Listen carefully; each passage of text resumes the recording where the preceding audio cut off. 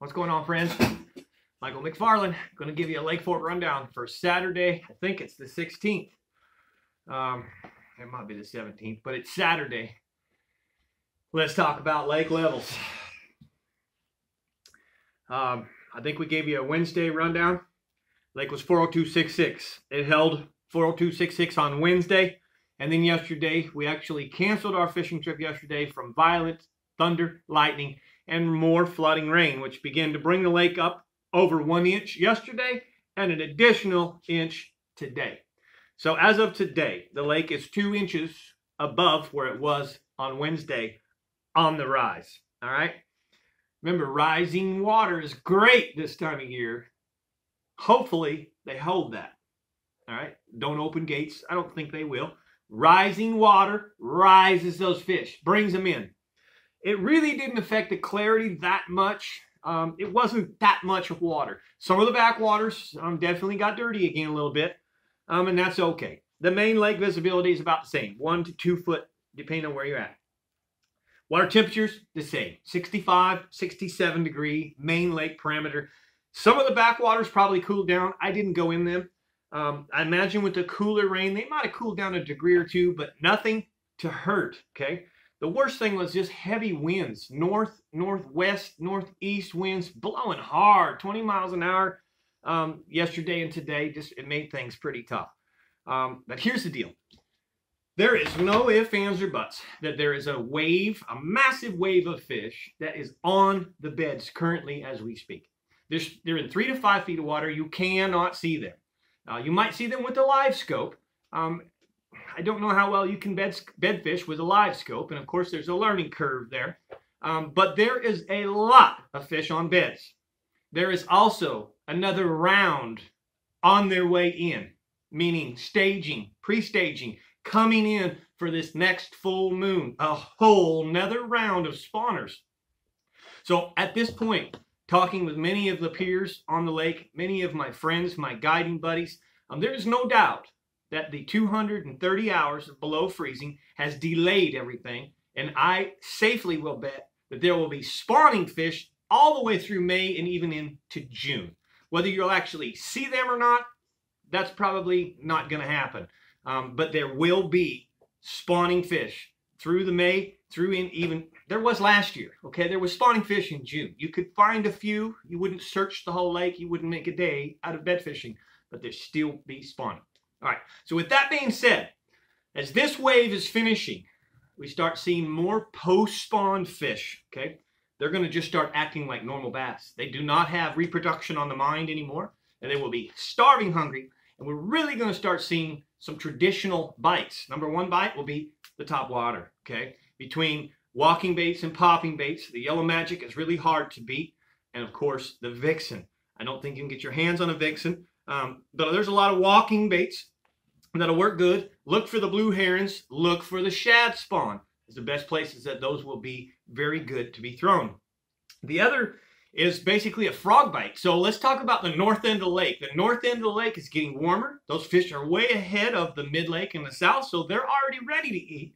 And if you want to like frog bite, you know, go up in the northern ends now. Go up into Glade. Go up into Birch Creek. Go up into Running. Go up into any one of those backwaters way up north. Find some junk and grass and get to throwing you a frog.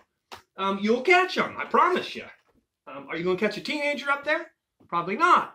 You still can catch a big one. But my two favorite frogs would be your spro popping frog. And I absolutely love the natural colors. I really want a yellow bottom if you can get one. Yellow and something about yellow and frogs work really well.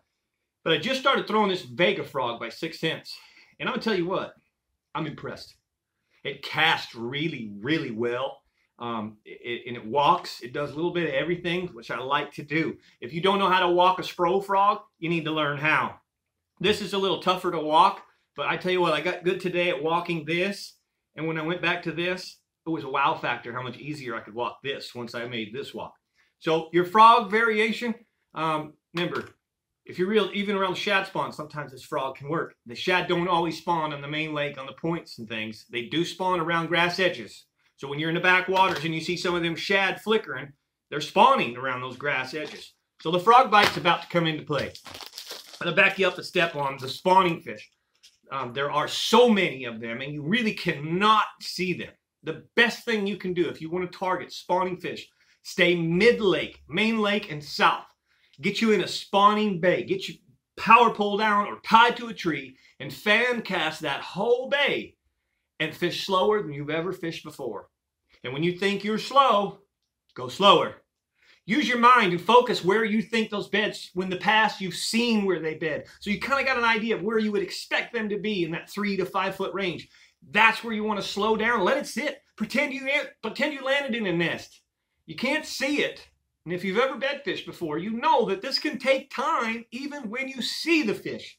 So blind bed fishing can be really different, very painstakingly slow, but they can be caught.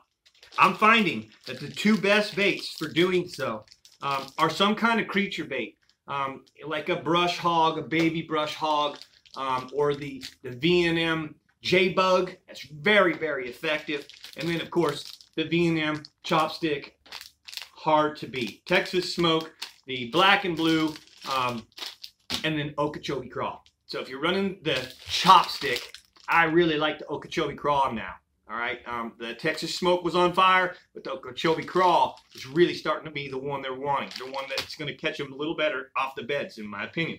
Okay, it's got that little bit of blue in it, and there's something about that electric blue in spawning fish. Okay, so we talked about frog bite up in the north ends. Mid-lake, there's another wave coming. So if you'll put your boat in those strategic places that those fish have to come through, the highways, the secondary points, the channel swings, even the main lake points and the shell beds. In the next 5 to 7 days, we're going to see a wave come up, and they're going to come through those places. They're going to feed on those shell beds. They're going to migrate through those creek swings and channels to those spawning grounds. So use your head and put your boat in the right place. Park it on a secondary point and camp there and throw a Carolina rig brush hog, or a Carolina rig lizard, or even a Carolina rig V&M chopstick. But slow down in those areas and expect those big females to come to you. That's the way we're going to fish tomorrow. Actually, probably the next 2 or 3 days. And one other thing that I finally did, I want to share with you. The shell beds are about ready to go crazy. We are definitely going to be throwing some of the tightline UV square bills and some of the tightline UV jerkbaits during that shad spawn. But I really, really this year have finally committed to the much larger swim baits. You've heard me talk about the Rising Sun. It is hard to beat. It's basically an 8-inch bait. And it is hard. It's not hard to beat. It can't be beat. All right. There are more giant fish caught on the Rising Sun than any other swim bait in the world. Okay. That is the one to have. Now, I want to share this with you. I don't expect any of you would go do this. I wouldn't ask you to do this. But I finally broke down after Philip Montana pulled up next to me and absolutely put a clinic on me from the same exact water, from the same exact fish that I was trying to catch. I finally broke down and I bought my first 316 Glide. Okay, this one's called the Workhorse. And listen, I'm going to tell you, that's how sharp those hooks are. It's already got me. Mickey Ellis does not mess around. This bait is the difference maker. All right, I've talked to you about the other glides. I've talked to you about River to Sea. They work. I've talked to you about Lucky Craft. It works. This is just like the jackhammer. I can get some cheap chatterbaits, but the jackhammer tends to outfish it 9 out of 10 times. All right, this guy's not cheap. This is called the Workhorse, the 316 Workhorse. It's $275. All right, truly, it's worth it. You know me, I'm very honest. I'm not telling you to go buy one, but this is the first, and I plan on getting more. You throw it on 30-pound shooter, sunline shooter. You're really never going to break it off. You're not going to lose it. You don't want it to sink. You don't let it sink. You fish it in 1.5 feet of water over the shell beds, maybe 2 feet. You're going to recover it in almost all cases, except in a big fish's mouth if it breaks off. And that, hey, if a 12-pounder steals this thing from me, so be it. It's worth it. The other one is when you cast it. You can snap it off casting it. A little bit dangerous, but that's a $275 bait. And as Mickey told you guys the other night, he makes 100 of these a month. And they're sold out in less than 30 minutes. They're all gone like that, okay? A bait of that caliber selling that fast. I don't know of any other baits that sell like that. And the reason is it flat out catches the giant bass, all right? The guys that commit to this and do not put it down. And by the way, there's one 3 times this size called the Beast. And I think it's more like $600. There's guys that commit to the Beast and throw nothing else. And when they get bit, it's a fish of a lifetime. 10, 12, or even greater. So 316 right here, workhorse in the albino from Mickey Ellis. And it's the real deal. All right. You should see this thing swim. Like I said, I was throwing, I had clients, in fact, clients that follow me. So if you were on the boat this day, then please comment below. Say, hey, we were there. But we were throwing the river to sea, and we had caught a few fish. The S-Waver. The S-Waver, and I think we're throwing the 166.